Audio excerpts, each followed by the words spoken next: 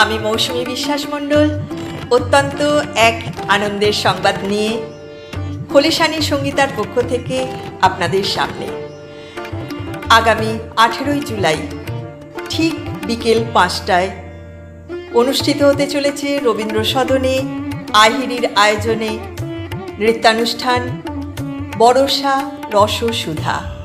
এই অনুষ্ঠানে খলিশানী সঙ্গীতার ছোট্ট ছোট্ট সোনারা থাকছে তাদের নৃত্যানুষ্ঠান নিয়ে এবং থাকছে আমাদের ভালোবাসার জুনিয়র টিম এবং একজন ছাত্রী একক নৃত্যে অংশগ্রহণ করছে। আমি এর জন্য আমাদের অত্যন্ত প্রিয় এবং কাছের জয় মুখার্জি জয়দাকে অভিনন্দন এবং শুভেচ্ছা জানাই এবং ধন্যবাদ জানাবো আমাদেরকে এত সুন্দর একটা অনুষ্ঠানে অংশগ্রহণের সুযোগ দেওয়ার জন্য।